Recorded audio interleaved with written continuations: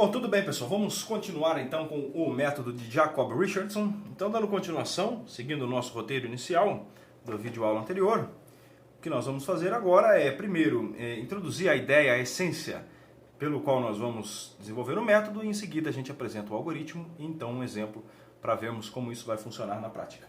Ora, nós já falamos que o objetivo central de tudo que nós estamos fazendo agora é resolver uma equação matricial dessa forma. A ideia vai ser criar uma sequência de vetores x1, x2 até xk e assim por diante, que tende a x barra, onde para nós x barra representa uma solução do problema. Logo, é um método iterativo com solução aproximada. Além dos erros de cálculos, existe o erro da aproximação natural do método. Muito bem. Qual vai ser a ideia? Vamos retomar, vamos reescrever essa equação matricial na forma de sistema, só para evidenciar como o método funciona. Vejamos. Vamos supor, como sempre, que o determinante de A é não nulo, ok? E que A é uma matriz, claro, de ordem n por n, da forma A e J, onde I e J variam de 1 até n.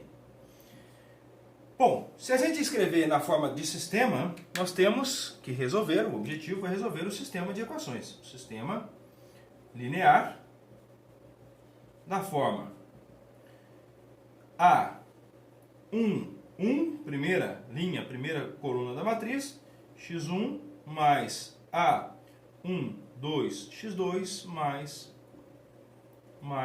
A1n, xn igual a B, isso, B1. Muito bem, repita essa descrição para todas as linhas do sistema. Para todas as equações, né? Então você vai obter um sistema de equações da forma A1, x1, A1, 2, tal, depois vem A2, 1, x1, mais A2, 2, x2, mais reticências A2n, xn igual a B2. Repetindo, nós vamos obter AN1, x1, mais AN2, x2, mais ANN, xn igual a B. Até aqui, nenhuma novidade. Qual é a essência do método? Nós vamos pedir, tá? Isso é uma exigência, supor que a diagonal aqui, ó, da matriz, ou as coordenadas de índice II, são todas não nulas, tá? Então, supor que A e I é diferente de zero. Essa é a matriz dos coeficientes. Eu vou pedir que os coeficientes de coordenada I sejam não nulos para todo I, variando de 1 até n. Isso é equivalente a dizer que a diagonal da matriz é não nula. Ah, mas por que isso, professor? Porque eu quero fazer algo interessante aqui, que é o seguinte. Eu vou pegar esse x1 e vou escrever ele em função dos outros elementos aqui, das outras variáveis, ok? Das outras incógnitas. O mesmo com x2 e o mesmo com xn. Como? Pega tudo que não envolve x1 e subtrai ambos os membros, ou passa para lá. E fica aqui A1, x1 é igual a B1 menos A1, 2, x2 mais A1n, xn. Ok, mas veja só, se eu passar o A11 dividindo, eu vou ter uma expressão da forma x1 igual a A11 vezes isso aqui. Eu só posso dividir por A11 se ele for diferente de zero. Ok? Então essa é a justificativa do que nós estamos fazendo. Nós vamos supor que ele é não nulo para poder isolar o x1 em função das outras variáveis. Vou fazer o mesmo para cada uma das equações. Note que na linha 1, nós não temos mais o x1, porque ele ficou isolado. Na linha 2, nós não vamos ter o x2, e nós vamos dividir por A2, 2. Na linha 3, não teremos o isso. e vamos dividir pelo A33 e assim por diante, ok? Então, o xn será escrito da forma 1 sobre ANN, onde o ANN é não nulo e a expressão vai ficar B1A1. Repare que na última entrada nós vamos dividir pelo ANN e o xn vai sair. Então o x1 vai aparecer naturalmente, o x2 vai aparecer naturalmente, só não vai aparecer o último que é o ANN. Então vai ficar aqui xn é igual a 1 sobre ANN Bn menos A1 x1 menos A1 x2 menos A, aqui atenção, ó, n menos 1, porque eu vou tirar o, só vai aparecer o xn menos 1. Aí, tá aí, ok? Em termos de matriz, eu poderia escrever isso aqui da forma assim, ó. Então, na forma matricial,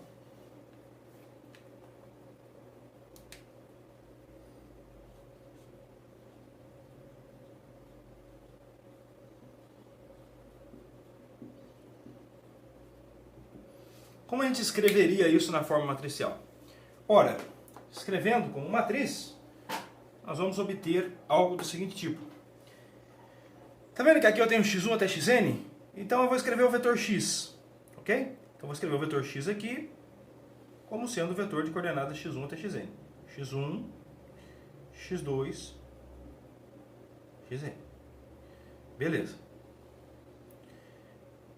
Eu gostaria de escrever isso aqui como um produto de uma matriz vezes o próprio vetor x. Curioso, né?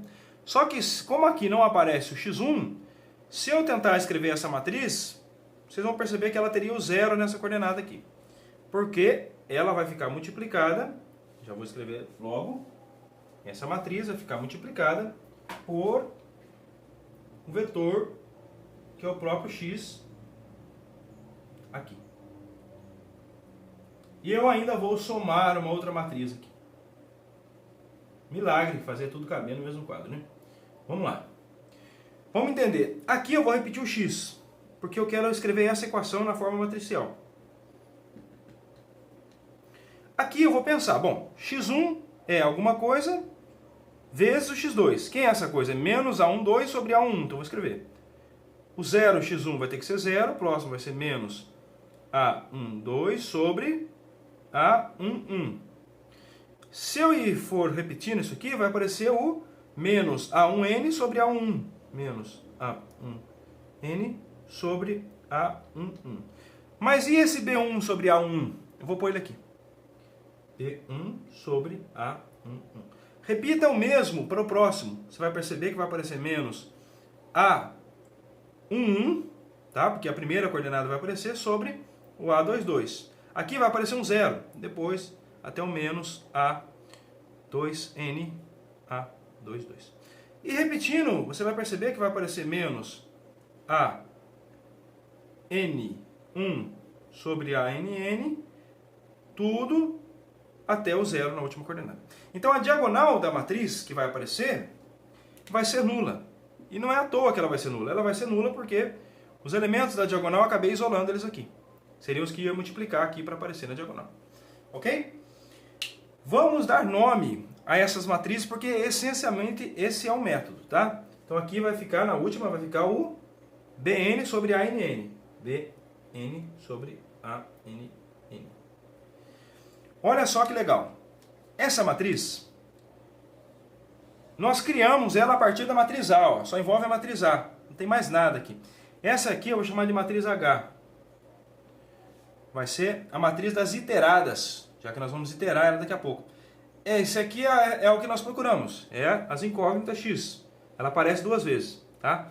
E essa aqui é a matriz que deriva da matriz B, porém eu tenho que dividir. Ela depende da matriz B e depende da matriz A. Eu vou chamar de matriz G, ok? Então, o que o professor fez?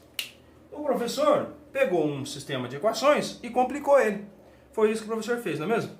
Não, né, pessoal? É, mas não é. Por quê? Naturalmente ficou um pouco mais confuso. Agora ficou x igual a hx mais g, sendo que antes era ax igual a b. Porém, Derivado desse método vai surgir o método de Jacob-Richardson, que eu quero falar agora, ok? Então, aguenta um pouquinho, tenha paciência e a gente já vai introduzir o método usando os conceitos que estão aqui. É claro que nós temos que pressupor que a diagonal da matriz é não nula para nenhum elemento. Isso é um pouquinho ruim porque é uma exigência a mais. Se a matriz tem alguns elementos da diagonal nula, eu imediatamente já vou ter problema com esse método, né? Bom, vamos lá.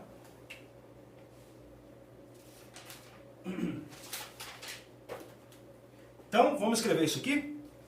Então, escrevemos x, que é o vetor que a gente quer arrumar a solução, igual a h que multiplica x, mais um vetor coluna G. Onde H é a matriz vou chamar de matriz iterativa, tá? Das iteradas, H. Como é H maiúsculo, eu vou escrever H minúsculo para os elementos, tá? Onde I e J variam de 1 a N. A matriz quadrada de ordem N por N. Tem um nome, vamos chamar de matriz iterativa, ou das iteradas. O que mais? E o H e J, na matriz iterativa, por definição, vamos escrever formalmente essa matriz iterativa, o H e J vale 0 se I for igual a J, ou vale os valores que está aqui na fórmula, tá? Onde H e J vale 0 se I igual a J e o valor que está aqui. Vamos olhar? 1, 2 sobre 1, 1n sobre 1. Então parece que é o valor A, I, J sobre A, I, se I é diferente de J. Isso é uma maneira de escrever essa matriz aqui. 0 na diagonal, quando I é J, ou essa expressão aqui. Aqui tem um menos, né? Tem um menos aqui. Ok, pessoal? Então essa é a matriz das iteradas HX. E G, onde isso aqui ocorre, claro, G é a matriz de coordenadas DI sobre A e I. Para I e J variando de 1 até I. Ok? Então essa é a expressão que a gente tem para este novo sistema. Afirmação. Usando esse algoritmo, nós vamos produzir o método que vai produzir uma solução sob algumas condições que vai convergir para a solução do sistema original. Então a gente derivou um sistema novo com essas regras e a partir daqui a gente vai desenvolver o algoritmo do método Jacob-Richardson. Ok? Vamos então passar adiante para ver como é que funciona esse algoritmo. O algoritmo é simples, tá? Não tem segredo. A gente vai fazer um chute inicial x0 e vai iterando aqui com essas matrizes aí. Então guarda a imagem sobre essa matriz, sobre isso aqui, que nós vamos usar isso aqui para calcular o processo.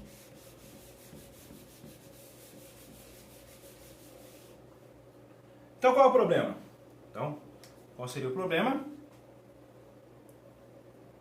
Primeiro, já que nós vamos falar do algoritmo, pessoal, vou falar da tolerância. Então, suponha A x igual a B com determinante de A não nulo e o que mais?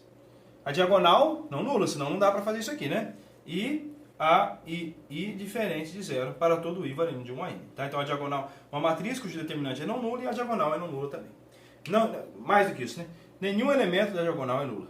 Tá? Todos as I's são diferentes de 0. Bom, muito bem. Ora, nós temos essa equação matricial e estamos interessados em criar os passos do algoritmo. Só que o algoritmo tem que ter um critério de parada. Então fixe epsilon positivo.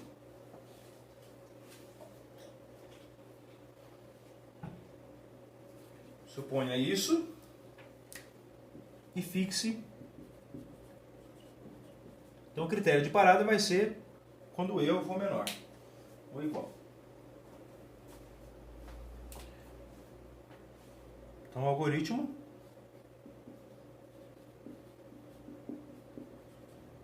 Passo 1. Nós vamos fazer no passo 1, pessoal. Então, primeiro, pegue o sistema. Faça o que nós fizemos anteriormente. Escreva ele dessa forma aqui, tá? Então, o que você vai fazer nessa etapa? 3 coisas. Primeiro, o contador vai ser K, tá? Antes a gente usava I, na primeira parte lá de zero de funções. A gente vai usar K agora. Por quê? Porque o I e o J já está sendo usado aqui, ó. Para não causar confusão, tá? Mesma coisa, é o contador. K varia de 0, 1, 2, 3 até N. Muito bem. Tome K diferente de 0. Quer dizer, zere o contador K. Tá? Quando é uma linguagem de programação, você necessariamente tem que dizer quem é o contador inicial, senão depois não funciona. Então tem que dizer quem é K igual a 0. Calcule H e G. Então faça as duas coisas. Prepara as suas matrizes, onde H e G estão dados aqui, e zere o K. Certo? Segundo passo. Escolha um chute inicial, qualquer. Aqui nós não vamos nos preocupar muito em tentar encontrar um chute inicial perto da solução, porque nós não temos o método gráfico para saber aproximadamente onde vai ser a solução. Então, em geral, como não é possível fazer um chute bom o suficiente, o que a gente faz é um chute qualquer. Ok? Então, o que a gente vai fazer? Tome x0 qualquer. Então, tome. É o que nós chamamos de chute inicial, né? Tome um chute inicial qualquer. Ok, agora nós já temos as matrizes. Eu vou definir a sequência. Então a primeira iterada é para K igual a 1, ou seja, K mais 1. No caso, o que a gente vai fazer? Calcule. Então se K é 0, eu vou calcular o K1 agora, o x1. Nós temos x0 já. K é 0, x0. Beleza, até aqui o x0. Calcule x K mais 1 igual a quem? Simplesmente essa fórmula, tá? H de x, K, que é o anterior, mais G. Na primeira etapa, o xk é o x0, então o x1 é o hx0 mais G. Na segunda, o x2 vai ser o hx1 mais G, o antigo. Por isso que é um processo iterativo, né? A gente usa a antiga aproximação. O que mais? No quarto, para encerrar, a gente vem com o critério de parada. Faça isso indefinidamente até aqui. Tá? Se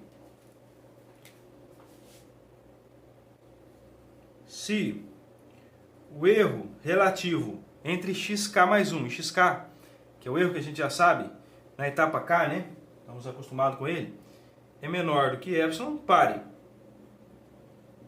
Se não, volte em 3, né?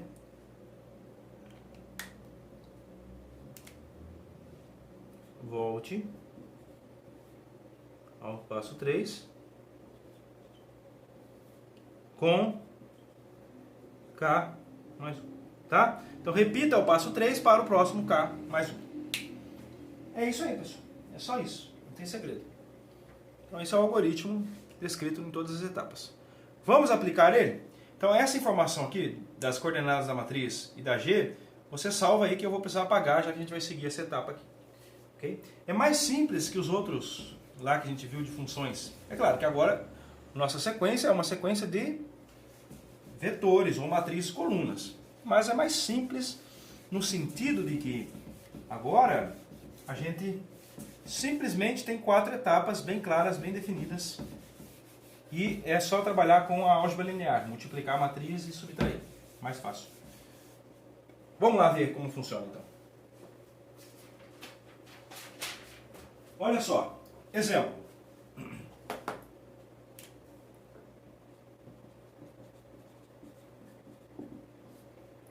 Considere a matriz A igual a matriz 4, 1, 1. O que mais? 1, 4, 1 e 1, 1, 5. Eu extraí esse exemplo do livro texto, mas poderia ser qualquer outro, contanto que a diagonal aqui, ó, tá, seja não nula. Nenhum elemento pode ser nulo. Na verdade, Tem alguma outra regra que eu vou falar depois, mas por enquanto, pensa só nessa regra. Muito bem. Considere A desse modo aqui. Claro que é um sistema da forma x mais b, então a gente tem que fixar B. Pegue B igual ao vetor, coluna 3, 0, 4. 3, 0, aqui. Muito bem. E o critério de parada, né? Senão a gente vai ficar o resto da vida aí. Tá? E epsilon igual a 0,1. O determinante dessa matriz é não nulo. Só checar aí. Então eu posso fazer tudo que eu tinha dito até aqui. Fixe epsilon. Vamos fazer o passo 1? Primeiro, o que a gente faz? K igual a 0. Vamos calcular a matriz H? Facíssimo. Facicíssimo. Como é que faz, pessoal? A matriz, vou até apagar aqui que ela é um pouquinho maior, a fração. É 0 aqui, tá? Então nós vamos dividir todos os outros elementos pelo elemento da diagonal. Aqui não é o 4? Então divide 1 por 4. Só que troca o sinal, tá? Fica menos 1 sobre 4. E aqui também. Menos 1 sobre 4. Beleza. Mesma coisa aqui, ó. Só que agora a diagonal é esse, é o 4 daqui. Então aqui já vai ficar um 0, claro. E aqui também vai ficar um 0, né? Aqui 1 dividido por 4. 1 sobre 4. E aqui também, ó. 1 dividido por 4. 1 sobre 4. Fácil, né? Aqui a diagonal é 5, então é 1 quinto. 1 quinto. Claro que tem um menos aqui, um menos aqui, um menos aqui e um menos aqui. Beleza?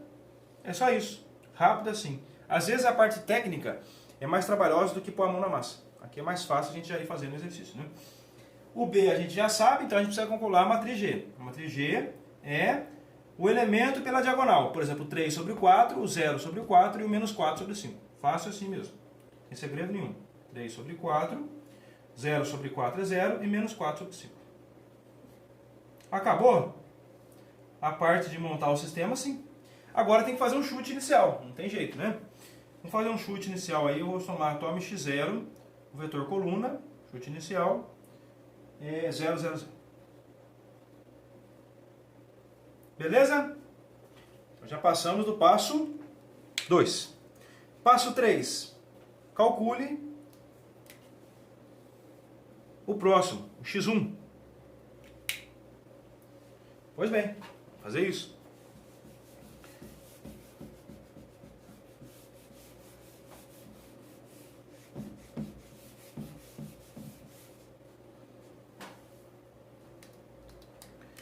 Pessoal, não vou nem escrever as matrizes multiplicadas, vou direto ao ponto. H, x1 mais g. Vamos olhar para cá e ver se a gente resolve isso aí? Ó, então, K é 0. Eu quero xk mais 1, então x1. Ok? Então x1 seria igual a quanto? Fácil.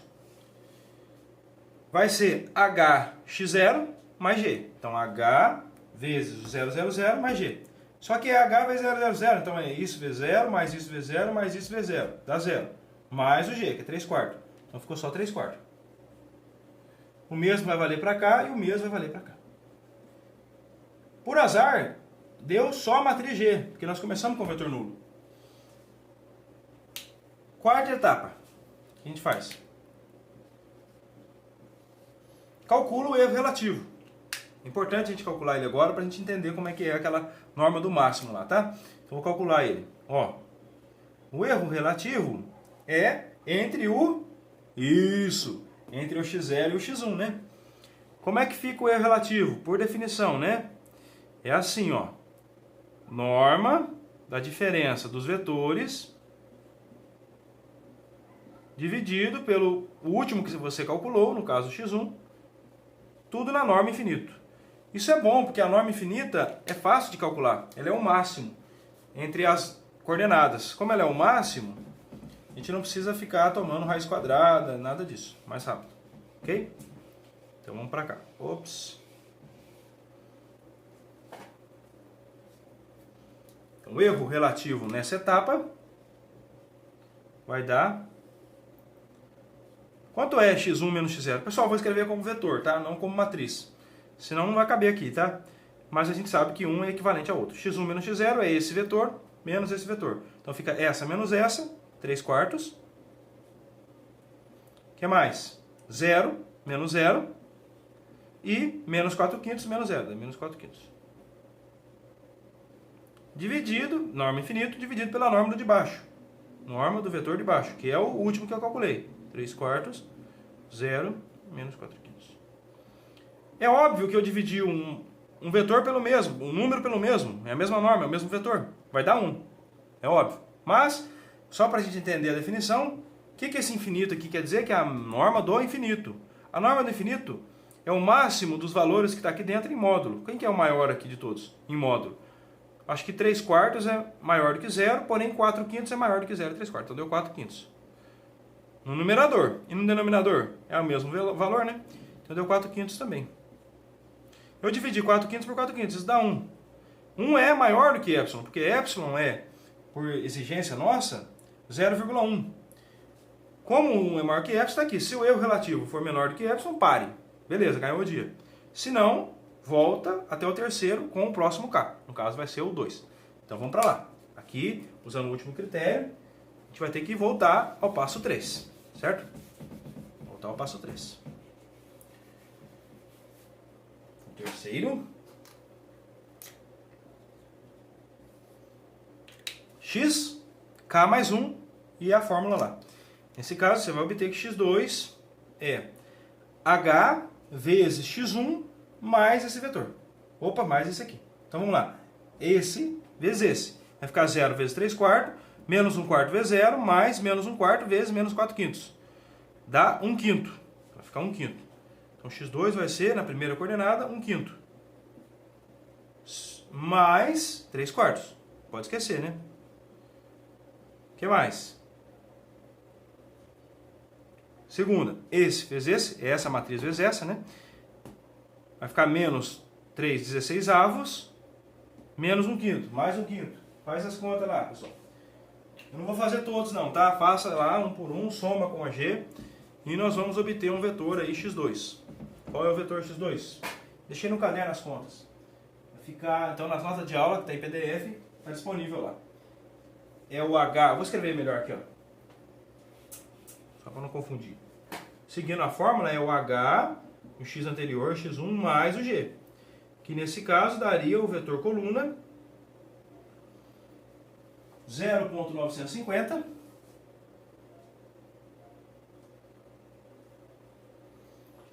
0,013 e menos 0,95.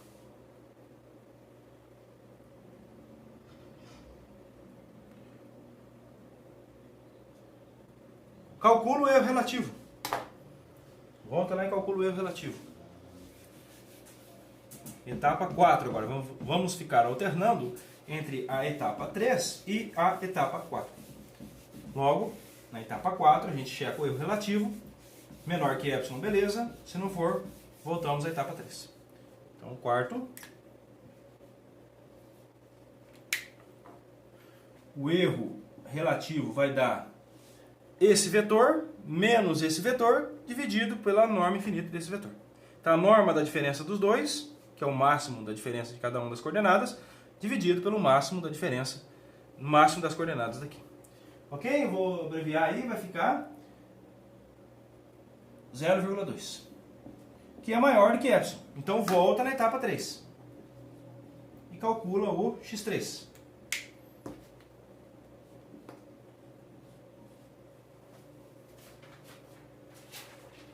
Se a gente fizer isso, a gente vai encontrar que x3 é...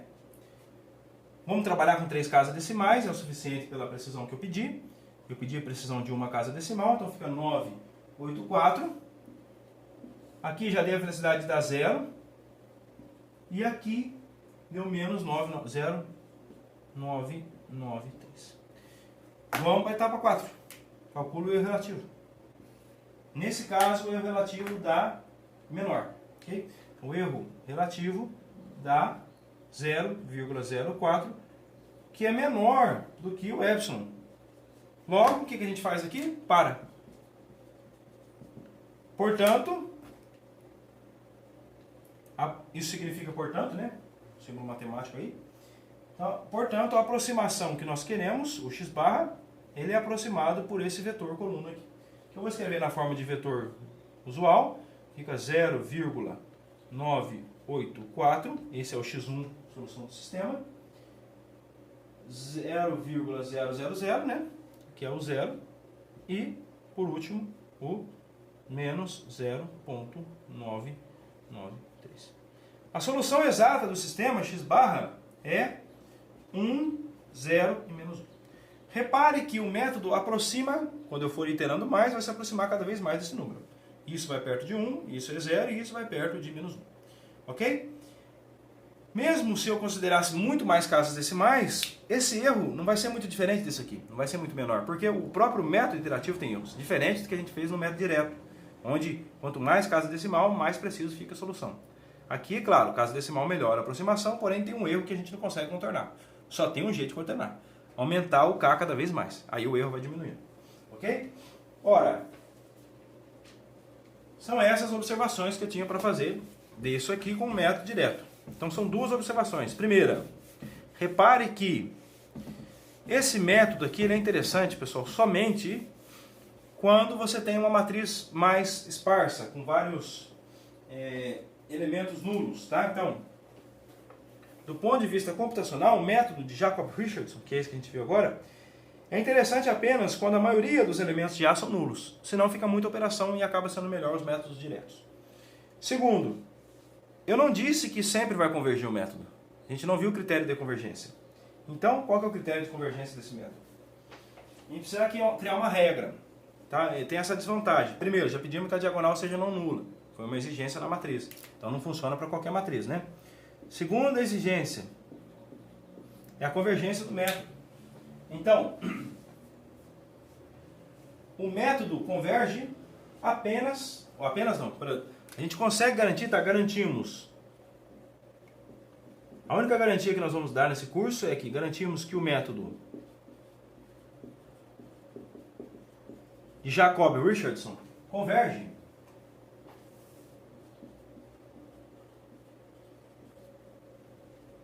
apenas quando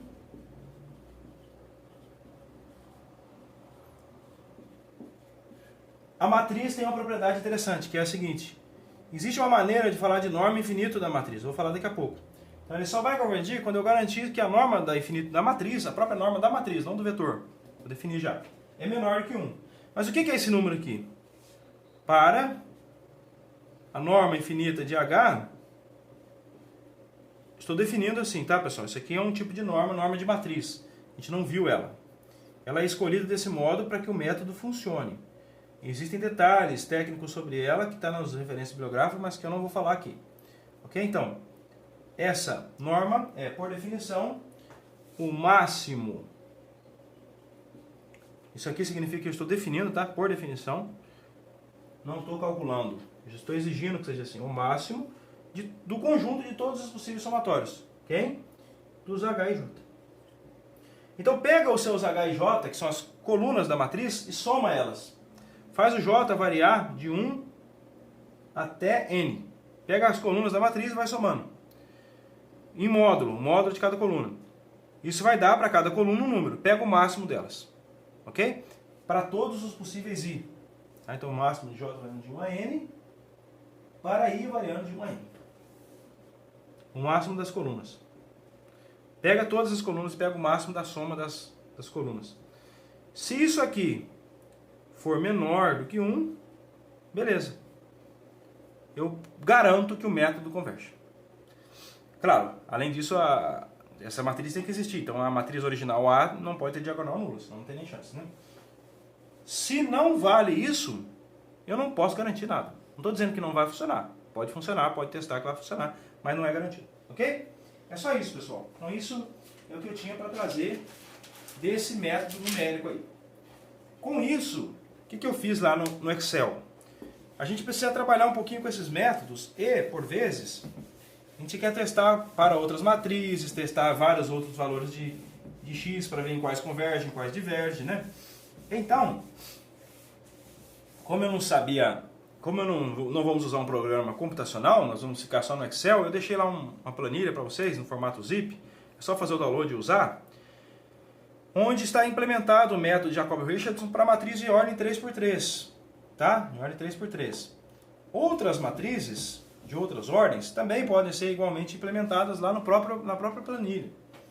Lá eu deixei assim, você vai ter lá um espacinho onde você vai ter a definição da matriz A, você vai colocar aqui, A, e a definição da matriz B.